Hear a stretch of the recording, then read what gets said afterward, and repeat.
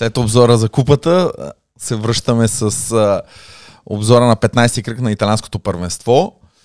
Както винаги интересни матчове. Почваме с матча в събота, който сега ще видим след като видим резултатите. Модена Перуджа 0-3, както винаги не можа да го сбъркахме тук да го сложиме. Пяченца Трентино 1-3, Таранто Монза 1-3, Чивитанова Милано 3-2, Чистерна Падова 3-1 и Верона Катания 3-1. Виждаме класирането. Първите два отбора продължават да водят само с разлика с 3 точки, които са Тренто и Перуджа. Пяченца се бори с 32, по средата ще се бори до последно за третото место и после има една групичка в 4 точки, които ще е много интересно. Малко Модена самичка за сега, може би ще стане интересно за 8-то место. Катания ясно последни и Падова Таранто се борят за да са трети отдолу нагоре. Влизаме веднага с това, което трябваше да е дерби. Реално между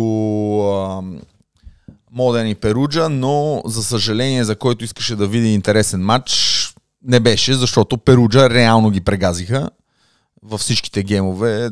Отбора на Лоренцети е в някаква върхова форма. Бентара игра много силно. В момента последните мачове почва с него.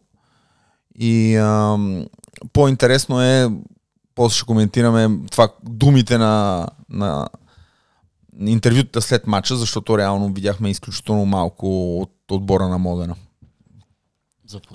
За пореден път. Риналди беше болен и беха. Дави Скива игра слабо, защото игра силно срещу Монза, но тук игра слабо. Шапошков е единствения, който игра на достойно ниво за Модена. Поредното 3-0 вкъщи на Модена. Бруно каза, че след мача на интервюто каза, че ни тежи да играем вкъщи, което е парадокс, мисля, че. Аз след това се чудех, реално аз очаквах, че ще покажат малко повече зъби, именно защото играят в своята зала. Както всички знаят, в Модена зала се играе тежичко. Тежичко. Петрела, също треньора на Модена, каза, че са в невероятна, казва, че повече психологическа криза, отколкото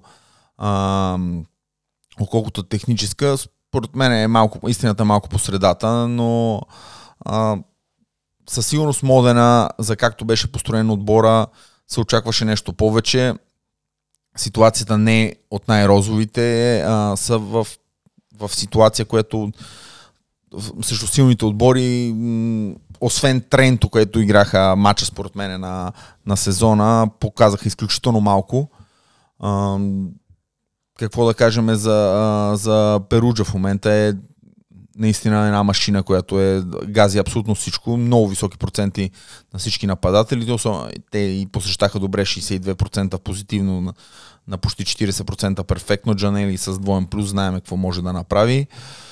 Интересното е, че Лоренцети след който е бил доста години треньор на Модена, каза, че не трябва веднага да се мислим, че тази криза или този вид е много лесно, защото Модена е един от големите исторически отбори в италианското първенство. Не трябва да се фърлят вината или на състезателите, или на ръководството, или на треньора.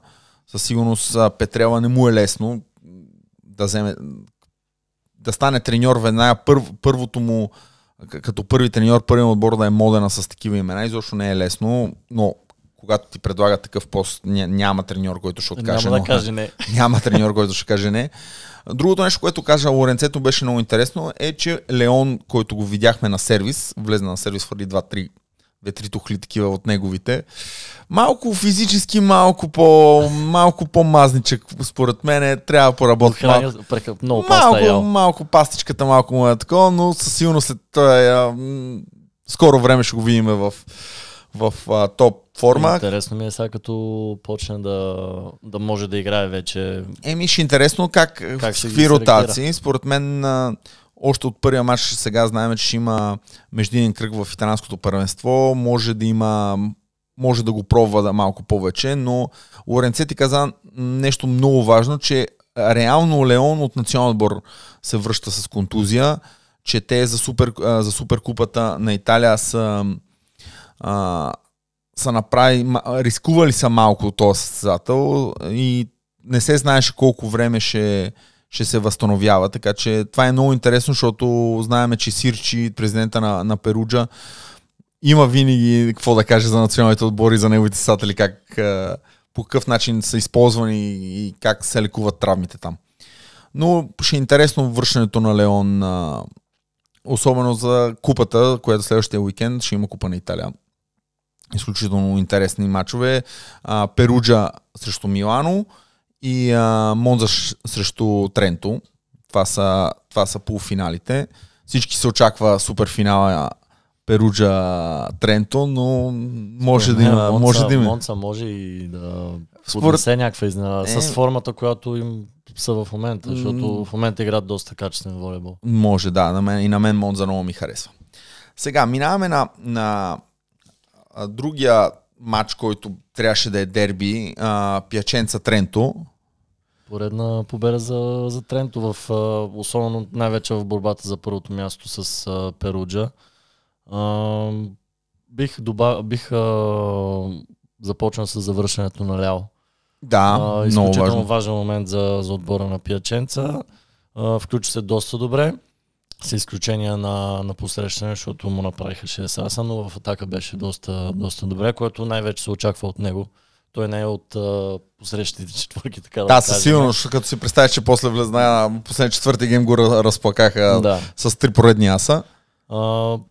Слабичко от страна на Лукарели, който до сега бих казал, че изнасяше доста от атаката в Пиаченца. Но като цяло слабо отборно посрещане, което доста мисля, че повлия и обърна нещата в посока. Анастази каза, че това е един от най-слабите мачове в този сезон, така че но според мен Тренто като работи добре с сайд-аута и знаеме, че по принцип MVP Микелето, винаги съм казал, че като Микелето играе силно, Тренто бие 99% и това е винаги така. Всеки втори матч така. В момента е във форма сега, влизат в форма, знаят, че сега идва важната част на сезона реално за това, което си работил почти цял сезон. Те в купата, хем в купата на шампионите, хем сега за купата на Италия. Купата на Италия е винаги много важна морална, както буст на тези отбори, които работят за всички трофеи. Това, което беше интересно е, че Blizzard го извади в четвъртия гейм Анастази, влезне Диас, така че според мен там ситуацията може да има така да се търси виновен малко някой път с дистрибутор. Blizzard не е толкова untouchable, колкото беше в миналата година, да кажем, той не се вади никога, независимо, нали, сега има статут на суперзвезда, много ясно, но в някои положения почна да го вади и да го върти малко. То е ясно, че и с слабо посрещане сигурност не му е лека задачата да вдига така, както е примерно при двоен плюс, но със сигурност от разпрета от неговия калибър се очакват доста повече.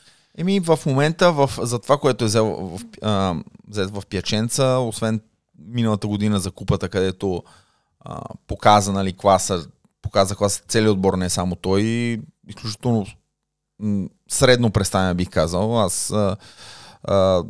Blizzard е един от топ разпределителите на световно ниво, но в момента и отбора не върви добре, виждаме, че не са постоянни в играта, независимо, че са трети реално, но липсваше Романо след матча каза, че им липсваше сервиза. Знаем, че в Италия без сервис е почти невъзможно. 19 грешки с 3 аса, само това ще кажа. Идеята в такова първенство е абсурд. Тренто трябва да ги натиснеш, защото знаем, че ако Тренто посреща, които са според мен е една от Лавия, Микелето и мисля, че слагам и Мар, така наши от Монза, според мен са двете двойки, които Плотницки, Семенюк в момента, но те са тези отбори, които имат две четворки, които са поливалентни и добрета посрещане.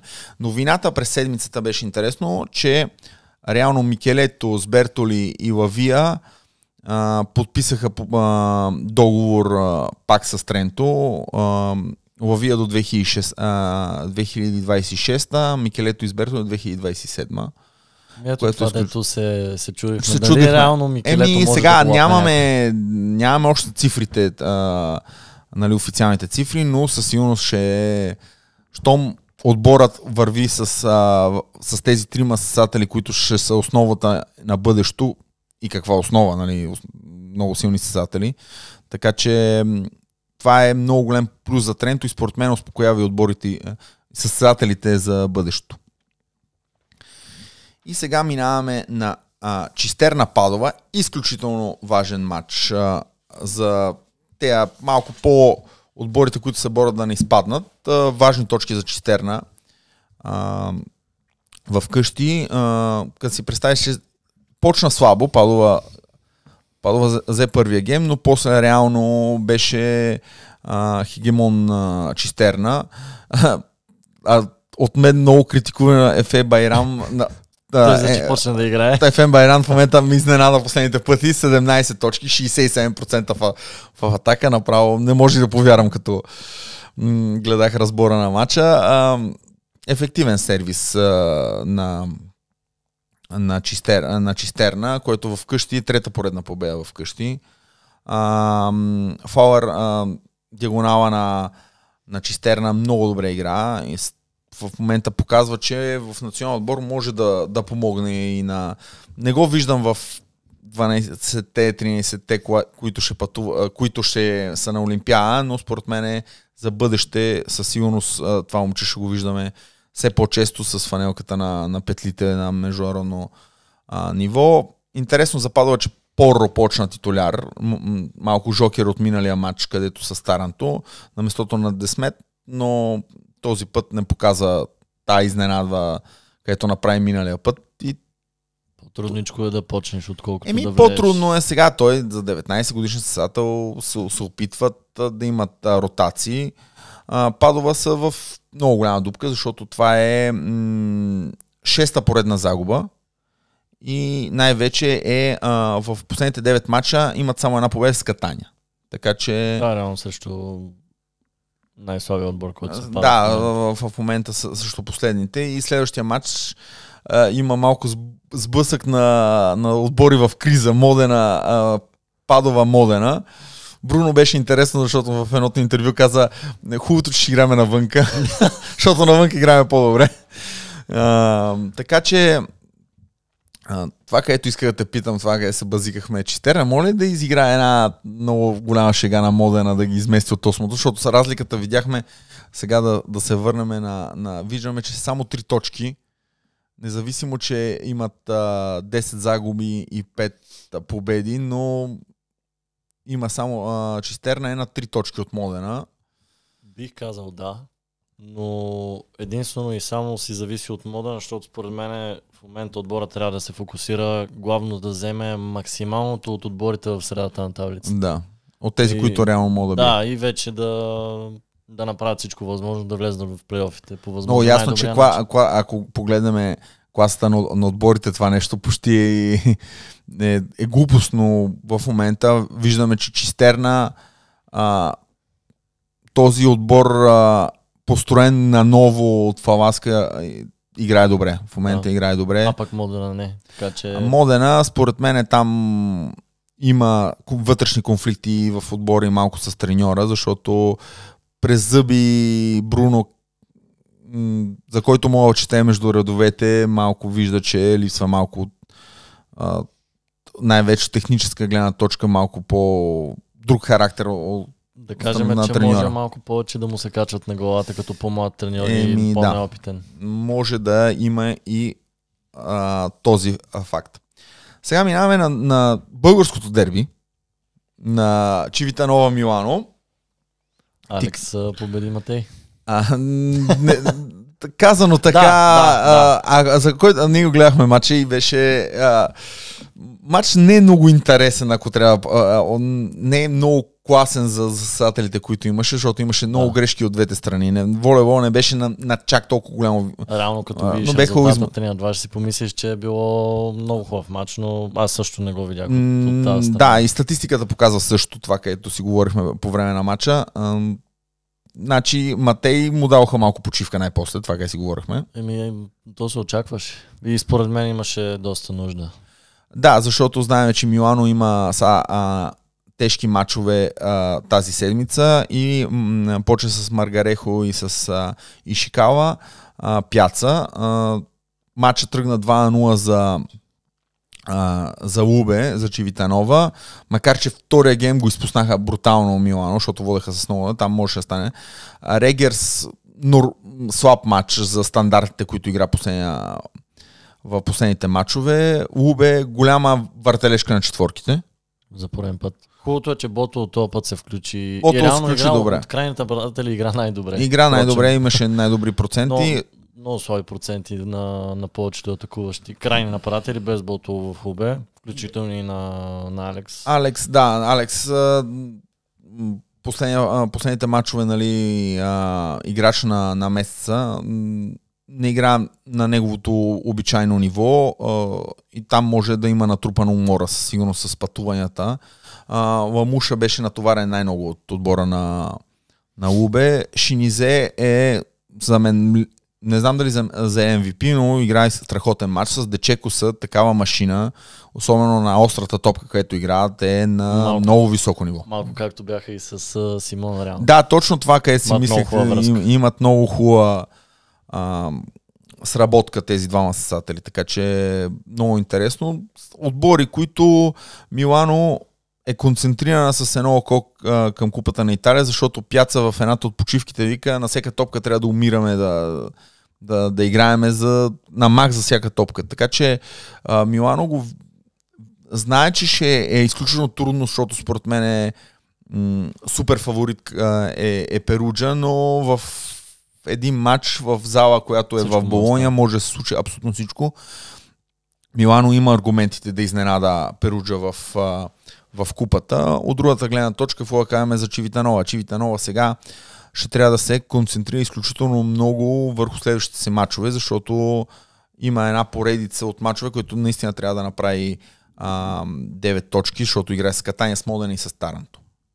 Като си представиш, че Модена трябва да е този, който е по-трудният съперник, но в момента не са във форма, така че Лубе знае, че е един период, който трябва да се концентрира изключително, да направи колко се може повече точки, да се опита да стане четвърта, според мен. И ако не да се атакува нещо повече, но ще е интересно последните матчове. Трудничко, да. И аз така мисля. Таранто Монза. Изключително интересен матч. Много. Както преди това споменах, че за мен от средата на таблицата Монца са един от отборите, които доста ме впечатляват реално. Почнаха малко слабичко първенството, но в последствие почнаха да играят доста добре и създават доста проблеми на повечето отбори. На мен много ми харесва, че те, точно това как си говорихме преди малко, с балансираните четворки, много хубав отбор, който играе много комплексен волейбол. Подготвени са много добре. Монза е един от тези отбори, които е много хубаво да наблюдаваш. Да, и от другата страна, към Таранто, за съжаление, пореден никак не лош матч. Не, Таранто, ако това е отбора на изпуснатите шансове. Да. Реално треньора абсолютно всеки път след мачовете го повтаря това нещо, че в важните моменти не успяват, а пък могат да вкарат примерно някои от мачовете в тайбрейк и така нататък. Особено па може и те от началото ги вкарваха, но го губеха, да. Но да, явно им липсват някои неща. Според мен, ако Ланца, например, както в този матч, след 20-та точка не отиграе една-две от тежките топки, те, които въжат отбора, изпитва големи трудности. Много хубави проценти на двата отбора, беше много малко грешки, много качествен волейбол. По едно време, като гледах матча, не можех да различа кой отбор се бори за първите позиции и кой е предпоследен. Да. Това е само да ви кажа какво е нивото в Италия, което със сигурност е на... Според мен Травица, ако беше привикан много по-рано в Таранто можеше да има един облик малко по-добър. Шварц се върна на нивото, което е диагонала на Монза с 22 точки, 54% в атака. Така че ще видим докъде може да стигне този отбор на Монза. Другия матч е изключително интересно, защото ще играят Монза и Верона. Така че след няколко дена ще играем Монза и Верона. Така ще видим каква ще е ротация. Със сигурност Монза ще мисли малко и те за купата. Но Верона в момента трябва да прави колко се може повече точки, защото влезна в тази групичка, измъкна се от долните позиции в класирането и ще атакуват тези плейофи малко по-спокойно, малко на по-високо ниво. И сега минаваме веднага на Верона Катания, който е последния матч. Верона Катания, да. Силен матч на Верона. На Верона беше задължително. Беше задължително победата, също последния в класирането. Не бих казал, че реално Катания имаха някакви шансове, особено както Верона бяха домакини в този матч да направят нещо, въпреки че им взеха гейм и така нататък. Да, третия гейм. Бучегер игра много силно. 29 точки беше единствения, който игра на много високо ниво. Върна се Алекс, който според мен още от началото на сезона показваше доста стабилна игра и даваше необходимото... На Букада много добре се справя. И със сигурност е голям плюс, че се завърна. Също така силното влизане на Кейта, който лека по лека би трябвало да влиза в форма и вече Радо Стойчев ще може да си го използва и него. Да, защото Амин игра добре. Кейта се включи добре. После имаше тази щафета между двамата средата. Мозич силно представяне на Мозич. Верона почва да показва това, което е потенциал и според мен е отбора, който много вероятно да влезне в топ форма точно за плейофите. Така че става много опасен съперник. За Катания какво мога да кажем? На 4 Масари игра слабо. Рандацо добри такова, но виждаме, че отбор, който повтаря винаги, липсват ни само точките, но вече шампионата, не е само това, но шампионата вече си отива. Интересно е, че Катания, когато изпадне, има други отбори от А2, които имат проекти в този уикенд.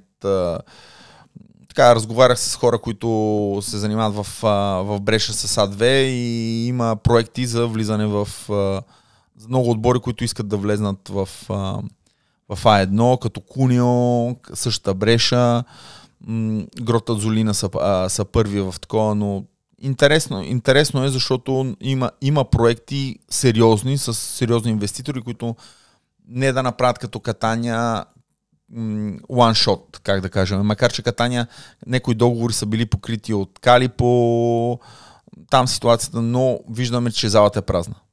Да, което е най-лошото. За първенство като Италия, аз лично не съм свикнал да виждам празни зали. Излезна, четох някъде класацията на най-слабите мачове като посещаемост и почти всички са на Катания или на Таранто. Защото в лигата в Италия искат да промотират в Южна Италия волейбола, но в един момент, за съжаление, когато няма много публика, то и спонсорите, по-трудно да намериш спонсори, по телевизията се вижда, че залата е полупразна, така че не е хубава реклама, да кажем, като си представиш, че е елитно първенство на световно ниво, да имаш отбори, които правят всичко възможно да са в А1, но в един момент не могат да има и 1000 души да гледат матча. Той не е това и реално отборите, които имат желание да влизат в първата лига, трябва малко или много да знаят дали ще могат да се справят. Особено финансово. Да, финансово защото реално, каквото да си говорим, това е едно от най-важните неща. Без пари няма какво да стане. При положение, като знаем бюджетите на топ отборите, колко са, така че да си боксова круша някакси не ми се връзва. То малко са тея където. Без пари за честа. Това беше обзора на 15-я кръг. Яни, последни думи, какво ни очаква? Ще направим и обзор на финалите на италианското. Ще е интересно да видим. От сега вече става малко програмата и нашата, както те на състезателите, малко ден за ден. Влизаме в най-хубавата фаза на сезона, когато тук всеки 3 точки тежат много повече. А пък особено като почнат и плейофите. Защото реално и в италианско ще е много интересно, и в българско. Българското ще е много интересно. Да, от следващия уикенд и българското първенство се връща в нормалния си ритъм. И така. Време е да почнат и тук да играят. Сега играха, има други отбори, където са почивали малко повече.